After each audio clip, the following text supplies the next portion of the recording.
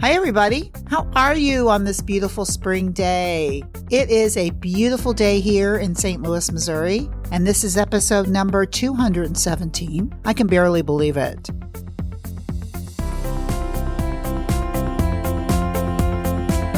I've been talking to you guys for 4 years now.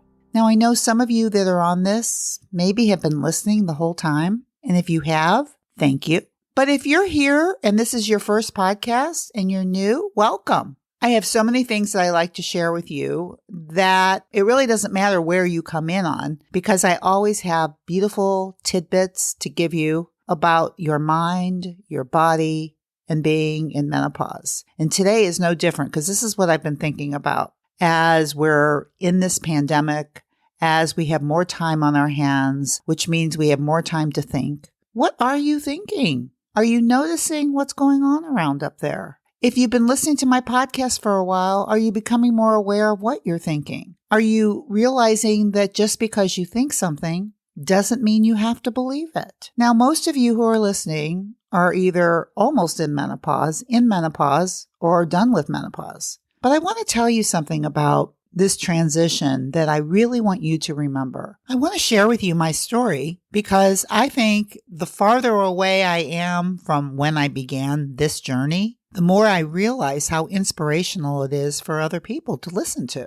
And I know so many of you shared with me that my story has really inspired you. So for those of you who may be new to my podcast and maybe don't know my story, I thought I'd tell you a little bit about it, and then I want to use it as inspiration for you on how to use this time as a springboard to go where you want to go. So, I was in my early 50s when I was practicing chiropractic, and I'd already been practicing for probably 25, 30 years already. And I really was uncomfortable doing it. Like, I did have a love for it that I didn't have it that much anymore. And I was really searching for something different, and I didn't know what it was. And also, I realized that a lot of the reasons why I became a chiropractor didn't have a lot to do with really what I was passionate about. I was really doing something that seemed like the right thing to do at the time. My husband really wanted to be a chiropractor, and he thought it would be a great idea for me to be one too.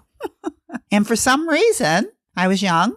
I thought I was old. I was like 26 years old when he decided to become a chiropractor and go to school. And we were just in the midst of getting married. And he started bringing his friends over to talk to me about chiropractic. And as I was learning about it, he said, I think this would be just as good of a profession for you as it is for me. And I started thinking about it. I was in early childhood at the time. That was my first degree. And I had been out of school for a while working. And I thought I was so old to be able to change professions. I really did. Isn't it so funny? Because all of us now probably are more in our 40s, 50s, and 60s and 70s. So that sounds like it's really young. But at the time, I thought like it's too late for me to change careers. That was really one of the major problems with me even thinking of doing it, of going back to school. But my husband was he just thought like, wow, this would be so much fun to do together. And he seemed so excited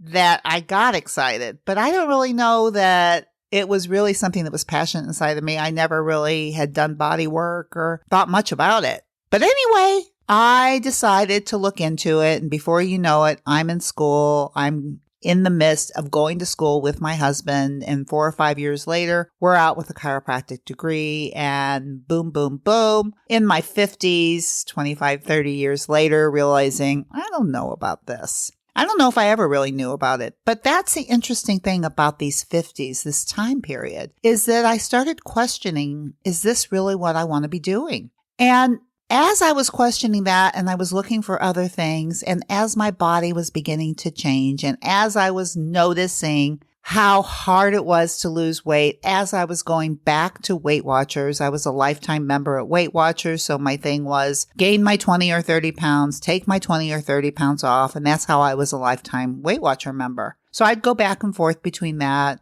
being on a diet, not being on a diet, and I was getting kind of sick of that too. I was kind of getting sick of my career, and I was kind of just getting sick and tired. And I was really thinking that I was getting old and that I was feeling hopeless. I was feeling like this is all there is, and I'm already so old and I can't change. That's really what I believed. And I'm so much older than that now. And it's exactly what I don't believe now. But then I did. And I think a lot of you may be in the same boat, is that thinking, that mindset seems to happen around that time is you start questioning a lot of things. I think the questioning and even the feelings of hopelessness are actually helpful. And the imbalance of the body as it's starting to rebalance itself is helpful. Because all of that really helped me move in a very uncomfortable direction. I was very uncomfortable, and it was very uncomfortable to change. I was uncomfortable where I was, and I was uncomfortable to change. But I was more uncomfortable where I was that I decided to start making these changes. So I started looking into life coaching. And first I started coaching with Martha Beck. For those of you who know her, I was so inspired by her. And the way I even heard about Martha Beck,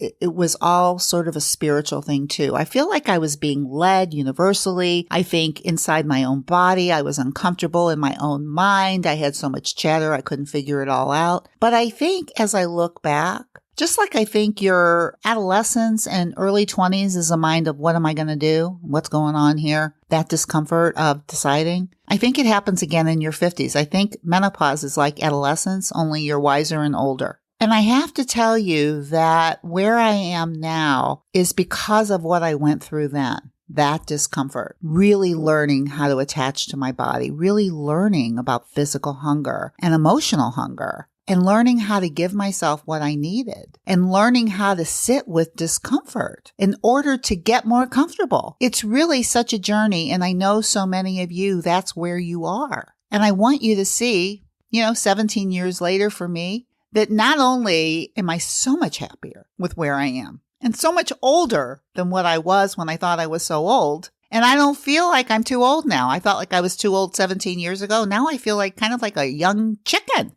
I feel like I'm 18 in an older body. I feel like I have the wisdom that I didn't have when I was 18 years old, but I feel as young as I did when I was 18 years old. Only I feel more inspired because I'm doing the things I really wanted to be doing and went through the discomfort and all of that to be able to get here, to be sitting here talking to you, to become a master life coach and a master weight coach, to master those skills, which is so different from degrees, right? Going to college and having a chiropractic degree. It's so different. But I will tell you what, following what was right for me took me a long time to find that out. And I think that where you are is a perfect time to find it out for yourself. You can learn it by connecting into your body physically and emotionally, by learning when you're hungry and stopping when you're full. I'm not kidding you.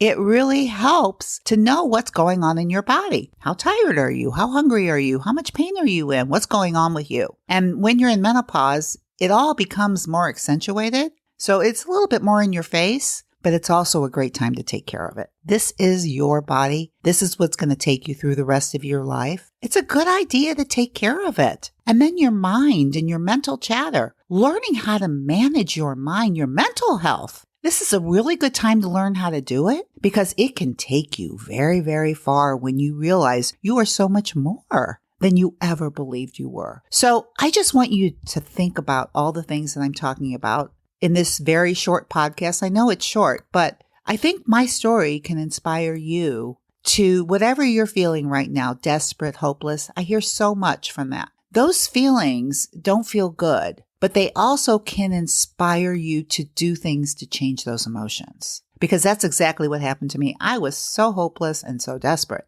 right? But it led me to things that made me feel so different. So this is available to you too. So, you may not want to be a life coach, but even though I find that the more people I coach, the more people want to become life coaches, but there's probably something you do want to do. There's probably something inside of you that you can just feel it, but you're afraid. And it's that fear that's in your way, probably always has been in your way. The older you get, the more courageous you get. Because when you're wise, this wisdom that you have, you realize the fear is not an obstacle, right? It's just something to jump over. It's like, hey, and probably the stronger the fear is, the more you need to do it. That's something I learned. The more scared I was of doing something, the more I needed to do it. And I just want to give you a quick example of that is this podcast that I started almost 4 years ago. I was scared to death to come on this podcast and talk to you. What are you going to think of me? Are you going to learn from me? Oh my gosh, the chatter that I had about that. But obviously, I went through it, managed my mind around it, decided that if I could help one person, it would be worth it. I've helped so many more than one person from doing it. But that's how I started. I went through the fear and I did it anyway. I ended up moving to Belize. For those of you who haven't listened to this, I moved to Belize and lived there for 2 years. Another big story. It was really exciting, but I was scared to death to do it. But oh my gosh, the stories I have to tell because I did it and where I am and how I live now because of it. You guys, you are in the best time of your life to figure out what you want to do, to decide to take care of your body and to take care of your mind. You have never been at a better time to do it. Let me be an inspiration for you to do it because that's when I did it. There has never been a better time. I want you to think about this in my story for this week for you. What do I want? What would it be like to eat when I'm hungry and stop when I'm full? What would it be like to feel negative emotion without having to eat it? You know, if you're not eating it, then you're feeling it.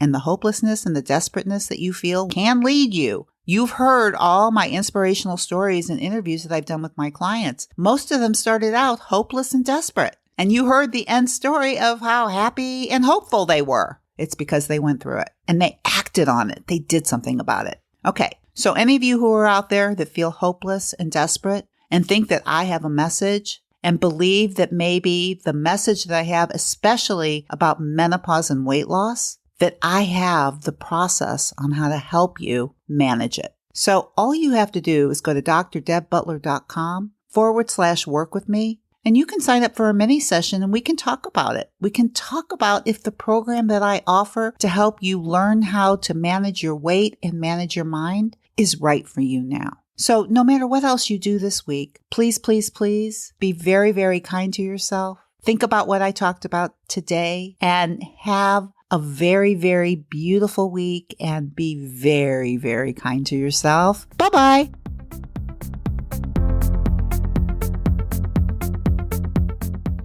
I would like to invite you to correspond with Dr. Deborah. Go to iTunes, drdebbutler.com/iTunes.